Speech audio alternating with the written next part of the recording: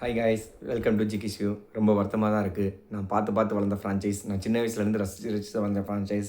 அந்த yellow army, yellow army, yellow அந்த எல்லாமே எனக்குள்ளே ஊச்சிக்கிட்டே இருக்குது. எல்லோ ப்ளீட் அப்படின்னு, எப்படி ப்ளூ ப்ளீட் அப்படின்னு பேசுவோமோ அது மாதிரி எல்லோ ப்ளீட் அப்படின்ற மாதிரி பேசிட்டு வந்துட்டு இருந்தோம். அந்த ஒரு மூமெண்ட் வந்து இப்போ கொஞ்சம் கொஞ்சமாக மிஸ் ஆகுதா அப்படின்னா ஆமாம். ஏன்னா நான் பார்த்து வளர்ந்த ஃப்ரான்ச்சைஸ் இந்த மாதிரி ஒரு சுச்சுவேஷனில் இருக்கும்போது ரொம்ப கஷ்டமாக தான் இருக்குது. இதை வந்து அக்செப்ட் பண்ணி தான் ஆகணும். இதில் வந்து நம்ம மூவ் ஆன் ஆக தான் ட்ரை பண்ணணும். ஸோ இவங்களை இப்போ ப்ளேம் பண்ணவே நான் விரும்பலை. ஏன்னா அவங்க வந்து கொஞ்சம் இன்டென்ட் இல்லாமல் ஆடினாங்க அப்படின்னா நான் கண்டிப்பாக ப்ளேம் பண்ணியிருப்பேன். சூப்பர் இன்டென்ட்டு நல்லாவே ஆடிருந்தாங்க. எங்கேயோ ஒரு ஒரு இடத்துல சின்ன சின்ன மிஸ்டேக் இருக்குது. அது என்னன்னு பார்த்து கரெக்ட் பண்ணி ஆகணும். ஆமாம், இன்றைக்கி டாஸ் வின் பண்ணி கரெக்டாக நல்ல வேலை நமக்கு சாதகமாக டாஸ் விழுந்துச்சு. சூப்பர் நம்ம தான் இன்றைக்கி அப்படின்னு நினைக்கும்போது அவங்க ஒரு பேட்டிங் ஒரு ட்ரிம்மடஸ் அப்படியே சின்ன சமயம் செவக்க விட்டாங்க, அப்படி பறக்க விட்டானுங்க.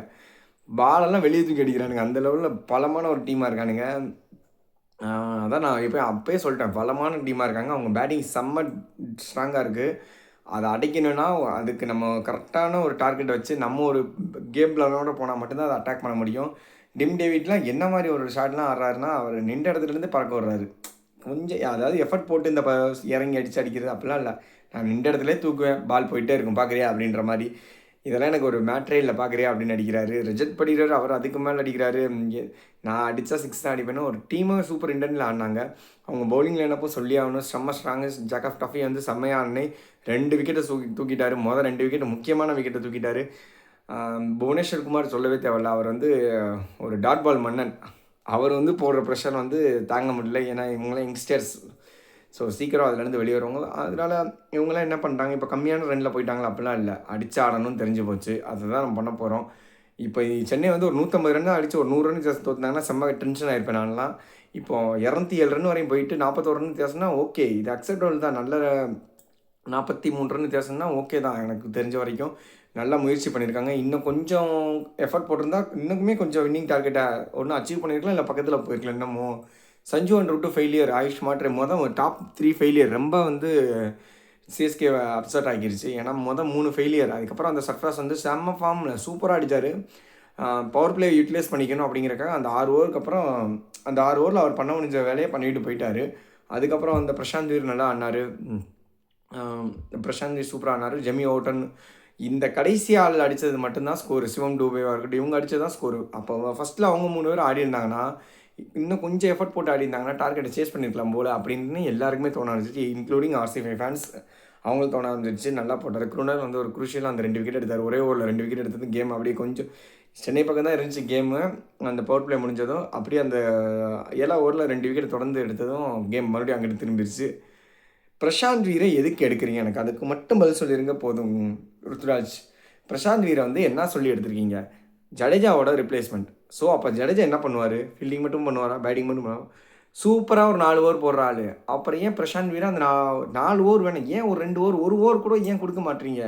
அப்புறம் எதுக்கு பிரசாந்த் வீரை எடுக்கிறீங்க ஒரு பவுலரா? 5 பவுலர் வச்சு போட்டுக்கிட்டு 6வது பவுலராக சிவம் டுபே மட்டும் வச்சுட்டு நீங்கள் போட முடியாது.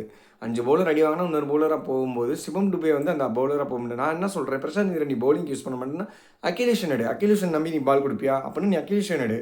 பிரசாந்த் வீர் நீ சூப்பராக பேட் பண்ணியிருந்தாப்புல. ஏன் அப்போ அந்த ஆள் சிறந்த ஆல்ரவுண்டர், பவுலிங் ஆல்ரவுண்டராக இருக்கிறவர், அவர் நல்லா பேட் பண்ணியிருந்தார். அப்போ அவர் பந்தையும் கூட சிறந்த பந்து வீச்சா காட்டுவார்ல அவர் அப்படின்னா, ஏன் அதில் என்ன ருத்துக்கு பிரச்சனைன்னு தெரில. ருத்துவோட கேப்டன்ஷிப்பில் நிறைய பிரச்சனை இருக்குது. தயவு செய்து ருட்டு 1 டவுன் ஆடுங்க. ஆயுஷ் மாற்றவும் சஞ்சுவையும் ஓப்பனிங் அனுப்புங்க. நீங்கள் 1 டவுன் தான் உங்களுக்கு கரெக்டு. நீங்கள் தான் அங்கேருந்து கேமை அனலைஸ் பண்ணி டாக்டிக்கலாக கேமை கொண்டு போகிற ஆள்.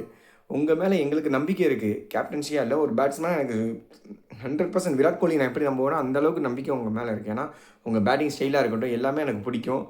அதனால் கேப்டன்ஷிப்பில் வந்து நான் வந்து நம்ப மாட்டேன். ஏன்னா நீங்கள் தேவையில்லாமல் வந்து பிரசாந்த் வீரை எடுத்துகிட்டு போன மேட்சுமே கொடுக்கல. ஒரு ஓவர் அப்பயே ரொம்ப அப்செட் ஆகிடுச்சு. இந்த மேட்சும் ஏன் அந்த ஒரு ஓவரை கொடுக்காமல் இருக்கீங்க? ஒரு ஓவராக கொடுத்து அந்த பையனை டெஸ்ட் பண்ணி பார்க்க வேண்டியதானே? அதில் என்ன உங்களுக்கு பிரச்சனை? அங்கெல்லாம் பார்த்தீங்கன்னா எல்லாருக்கும் ஓவர் கொடுக்குறாங்க. எல்லா டீம்லையும் எல்லாருக்கும் ஓவர் கொடுக்குறாங்க. இங்கே தான் சிஎஸ்கேலாம் அந்த ஓவர் தரமாட்டுறாங்க.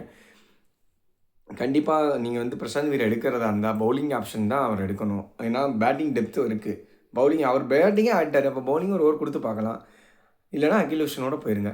நான் வந்து இன்றைக்கி ப்ளேம் பண்ண மாட்டேன்னு சொல்லி நான் ருத்ராஜ் கேப்டன்ஷிப் ப்ளேம் பண்ணுவேன். அந்த பிரசாந்த் வீருக்கு ஓவர் கொடுக்கறதுனால. மற்றபடி சிஎஸ்கேயோட எந்த ஒரு பிரச்சனையுமே இல்லை. எனக்கு சூப்பராக ஆடினாங்க. நல்ல டோட்டல் பண்ணுற ஒரு ஸ்டேடியம். ஒரு நல்ல டோட்டல் பண்ணாங்க ஆர்சிபி. அதை சேஸ் பண்ணி போக நல்லா தான் முயற்சி பண்ணாங்க. ஓகே, இன்றைக்கி டே நம்ம டே இல்லை, அவ்வளோதான். ஈஸ்டரில் நம்ம உயிர் திருவோன்னாங்க, இன்றைக்கி நம்மளை சிலுவையில் அரைஞ்சிட்டாங்க, அவ்வளோதான். ஓகே, இதுலேருந்து நம்ம மீண்டு வருவோமா அப்படின்னா, இங்கேருந்து கேமை வந்து இன்னும் அடுத்த 11 கேம் இருக்குது. 11 கேமுக்கு 8 ஜெயிக்கணும், இல்லைனா 7க்கு வந்து ரன் ரேட் படி பார்க்கணும். இப்போயே நமக்கு ரன் ரேட் மட்டமாக இருக்குது. ஸோ 8 ஜெயிச்சே ஆகணும். 11க்கு 8 வாய்ப்பு இருக்கா அப்படின்னா பார்க்கலாம். எனக்கு தெரிஞ்சு இப்போ கேட்டிங்கன்னா கொஞ்சம் கம்மியாகிடுச்சு. நான் ஒரு 100% சொல்லி இந்த ப்ளே ஆஃப் சான்ஸு இப்போ 75% ஆகிடுச்சு. பார்க்கலாம் அடுத்தடுத்த போட்டியில் அது வந்து 75-80 ஆகுதான்னு. எப்பயுமே ஆனால் எல்லோ தான், எல்லோ ஆர்மி. நீங்கள் என்னென்னு சொல்லுங்கள். நான் எல்லோ, நீங்கள் என்னென்ன டீமில் இருக்கீங்களோ அவங்களெலாம் சொல்லுங்கள், கமெண்டில் சொல்லுங்கள். கண்டிப்பாக வீடியோ சப்போர்ட் பண்ணுங்கள், ஃபாலோ பண்ணுங்கள். வேறு எது டாபிக் நம்ம பேசணுனாலும் சொல்லுங்கள். கண்டிப்பாக சேனலை சப்ஸ்கிரைப் பண்ணி உங்கள் ஃப்ரெண்டையும் சப்ஸ்கிரைப் பண்ண சொல்லுங்கள். என்னென்ன டாபிக் பேசணும், இல்லை இது மாதிரி பேசுங்க ப்ரோன்னு நீங்கள் சொன்னீங்கன்னா அந்த டாப்பிக்கை நான் வந்து அனலைஸ் பண்ணிட்டு, ப்ரிப்பேர் பண்ணிட்டு, ஸ்டடி பண்ணிட்டு நான் கண்டிப்பாக பேசுகிறேன். பாய்.